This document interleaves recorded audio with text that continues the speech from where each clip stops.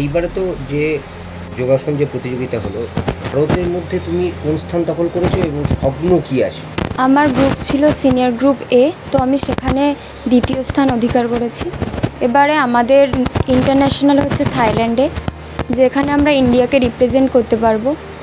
তো আমার ইচ্ছে আছে ওখানে আমি ইন্ডিয়াকে রিপ্রেজেন্ট করি, কিন্তু আর্থিক দিক থেকে আমরা একটু পিছিয়ে পড়ছি, যার কারণে ওটা এখনও আমাদের হয়ে উঠছে না যে আমরা যাব কি যাব না, আমরা দ্বিধার মধ্যে রয়েছি। যদি সবার সহযোগিতা আমরা পাই তো আমরা ইন্ডিয়াকে রিপ্রেজেন্ট করতে চাই। স্বপ্ন কি হতে চাও? আমি যোগা নিয়েই পড়াশোনা করছি, আমি যোগা নিয়েই এগিয়ে যেতে চাইছি। আমি যাদবপুর ইউনিভার্সিটিতে PG2 এর স্টুডেন্ট। তো আমি এই যোগা নিয়েই এগিয়ে যেতে চাইছি, পরবর্তীকালে আমি যোগাতে MSCও করতে চাইছি। এই যে থাইল্যান্ডে যাওয়া, এটা একটা বড় অঙ্কের একটা খরচা, এটা কিভাবে হবে বা কি চিন্তা ভাবনা করছো বা কি সমস্যাটা পরিচয় এই মুহূর্তে? এটা আমাদেরও একটা দুশ্চিন্তার ব্যাপার যে এত একটা বড় টাকার মানে অ্যামাউন্ট পড়ছে, তো আমাদের আর্থিক দিক থেকে সম্ভব হয়ে উঠছে না যে আমরা কিভাবে পরিস্থিতিটাকে সামাল দেব। তো সব দিক থেকে যদি আমরা সহযোগিতা পাই তবেই আমরা যাওয়ার চেষ্টা করব। যাওয়ার বিষয়ে তো চিন্তায় রয়েছে তাহলে? হ্যাঁ, অনেকটাই চিন্তায়। আমন্ত্রণ কি পেয়েছো যাওয়ার বিষয়ে? আমন্ত্রণ পেয়েছি, সেই আমন্ত্রণ কার্ডও চলে এসছে। WFFYSI থেকেই চলে এসছে, কিন্তু এখন ওখানে আমরা শিওর জানাতে পারছি না যে আমরা যাব কি যাব না। তোমার নামটা? আমার নাম দিশা সুর। মেয়ে তো যোগাসনে গোটা ভারতবর্ষ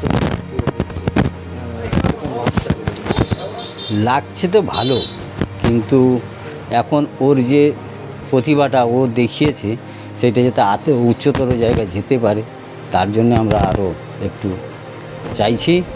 আর্থিক দিক থেকে আমরা একটু কম যদি বলে এই জন্য এখন পাঠাতে পারবো না, এই একটা চিন্তাভাবনা নিয়েছিলাম। কিন্তু মেয়ে তো থাইল্যান্ডে যাওয়ার ডাক এসছে, কিন্তু আর্থিক দিক থেকে আমরা একটু পিছিয়ে আছি, যার জন্য আমরা পাঠাতে পারছি না। যদি কোনো সহযোগিতা পাই তাহলে চেষ্টা করব পাঠিয়ে দেবো।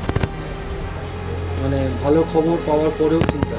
ভালো খবর পাওয়ার পরেও চিন্তায় আছি। মানে সরকারি কোনো জায়গায় কি জানিয়েছেন? না, সরকারি কোনো জায়গায় এখনও জানায়নি। তা আমি জানাইনি, মেয়ে তো কলকাতায় থাকে, তা সে কোনো জায়গায় জানিয়েছে কিনা বলতে পারছি না। ও যোগাযোগ করছে অনেকের সঙ্গে, কিন্তু সে হয়ে উঠছে না। আপনার এই যে সংসার, হ্যাঁ। তার মধ্যে মেয়ের পড়াশোনা কীভাবে চলে এই সংসার? চলে টুকটুক করে। মানে আমার তো আমি কিছু দিই না, আমার বড় মেয়ে একটা ছোটো জব করে, সেই জবের টাকা থেকে ও সেইটা চালিয়ে যাচ্ছে। আমি এখন মানে কোনো সুযোগ সুবিধা পেলে কোনো সুযোগ সুবিধা, সরকারি সুযোগ সুবিধা পেলে তাহলে একটু ভালো হয়, তাহলে আশা থাকে তাহলে পাঠাবো। সরকার পাশে থাকুক আপনি চান? হ্যাঁ, সরকার পাশে থাকুক, আমি চাই যে সরকার আমাদের পাশে থাকুক, মেয়েটা যাতে যেতে পারে। সরকারের জায়গায় অনুরোধ করবো যাতে যেতে পারে। আপনার নামটা? আমার নাম অমরচন্দ্র সুর।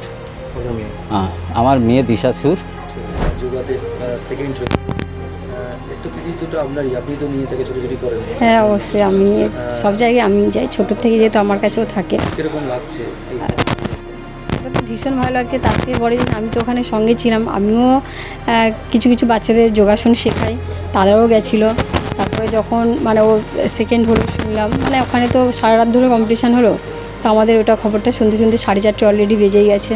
তো সেখান থেকে তো সেদিন ওখানে সারাদিন হলো। তারপরে ওখান থেকে আবার আমরা যেহেতু আমাদের ট্রেনের টিকিট ছিল না বলে আমাদের আবার ট্রেনের টিকিট একটু দেরিতে ছিল, তা ওখান থেকে ওকে নিয়ে বেরোলাম, বেরিয়ে আবার এখানে আসলাম। এখানে এসে সবাইকে বললাম, বা আমাদের বটতলা একটা সংগঠন আছে, ওখান থেকে ওকে সম্বর্ধনা জানালো। আর তারাও চাইছে যে ওখানে যাক, কিন্তু সত্যি আমাদের আর্থিক অবস্থা খুবই। কোথা থেকে ডাক এসেছে? কোথা থেকে ডাক এসে বলতে, ও তো এমনি সব, হ্যাঁ, থাইল্যান্ডে যাওয়ার জন্য তো এমনি সবাই সব টিচাররা বলছে। যেমন আমাদের নবদ্বীপে যাই, নবদ্বীপ থেকে বলছে, কলকাতা থেকেও বলছে যে ওখানটা নিয়ে যাও ভালো এ করো। বা কালকেরও রাত্রেও মিটিং ছিল যে এখনও দিশার হচ্ছে গিয়ে ব্লেজারের মাপ দেননি কেন, বা ও কিছু ওকে করছে না কেন, কিছু পাঠাচ্ছে না কেন। তো সমস্যাটা আমাদের সত্যি আমরা আর্থিক দিক দিয়ে অনেকটা পিছিয়ে আছি, যেহেতু আমাদের আর্থিক অবস্থা খুবই খারাপ। হ্যাঁ, যেমন করে হোক আমরা যেটা হয়, এটা যেমন হরিদ্বারে নিয়ে গেলাম, সেখানে যতটা লেগেছে নেই তাও ওখানে 30,000 টাকার মতন খরচ হয়ে গেছে। মানে এন্ট্রি ফি থেকে সব কিছু নেওয়া থেকে সেটাও একটা হলো। তারপরে আবার সঙ্গে সঙ্গে 2 মাসের মধ্যে আবার থাইল্যান্ড যেতে হবে, ওই জন্য ওই দিকটা আর করে যাচ্ছে। এবার একটা জায়গায় খরচ হলে সেটা ঠিক আছে। চাইছি তো মেয়ে যাক, যে সবার থেকে একটু সাহায্য করুক বা সরকার থেকে যদি আমাদেরকে কিছু দেয়, হ্যাঁ, যে আমরা যদি নাও যেতে পারি বা আমাদের কোচকেও যদি নাও পাঠাতে হয়, তো আমরা বাচ্চাটাকে পাঠাতে চাইছি, যেহেতু আমাদের কলকাতা থেকে আরও অনেক কোচ যাচ্ছে, তো তাদের সঙ্গে আমরা চাইছি যে আমার বাচ্চাটা যাক। আপনার নাম?